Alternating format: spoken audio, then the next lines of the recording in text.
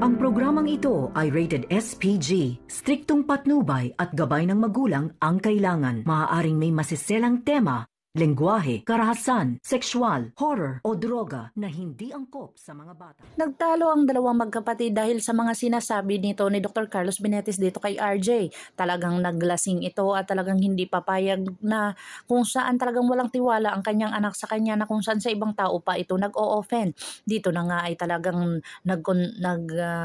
alaasta talaga itong si Dr. Carlos Benetes na siya ang malinis at talagang siya ang nilalapitan ni Zoe dahil siya talaga ay may pakinabang na kung saan talagang hindi alam ni Dr. RJ Tanyag na anak ni Dr. Carlos Benetes itong si Zoe.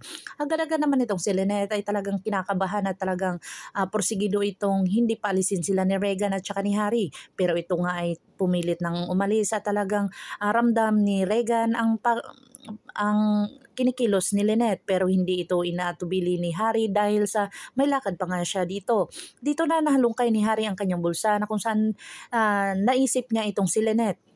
Agad-agad naman siyang binalikan niya na mag-isa na kung saan si Regan ay nakauwi na sa kanila.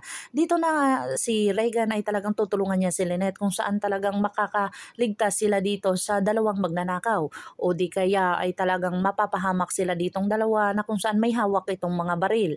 Dito na nga si Dr. Carlos Benetes ay talagang kinumprontan niya itong si Annalyn at talagang si Annalyn ay matapang na humarap sa kanya dahil sa talagang prosigido itong makahanap ng ebidensya dito kay Zoe. Positibo itong si Zoe talaga ang may kinalaman at saka si Moira kung bakit nawala ang kanyang lolo. Kahit si Dr. Carlos Benetes pa ang humarang sa kanya ay talagang hindi ito magpapapigil dahil may lakas na loob ito at talagang porsigido itong malaman ang buong katotohanan kung sino talaga sa kanila ang kumuha ng kanyang lolo.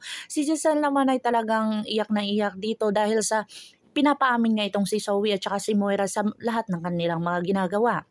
Dito na nga nagdadalawang isip itong si Zoe na sabihin ang buong katotohanan pero hindi natin alam kung ano ang sasabihin ni Zoe o kakampi ba siya sa kanyang ina o sa kanyang ama na kung saan naawa siya dito kay Don Pepe at talagang gagawin niya ang lahat ng kanyang makakaya kung pagtatakpan niya ang kanilang sekreto. Dito na kaya mabubunyag ang katotohanan o talagang sasabihin na talaga ni Zoe ang buong katotohanan dito kay Giselle o talagang tatakpan niya ang kanyang inang demonya. Talagang pakakabangan natin ang mga susunod pa na episode na ito. Ang abot kamay na pangarap. If you like my story, please like, share, and subscribe para ma-update po kayo sa mga susunod pa. Yun lamang po at maraming salamat.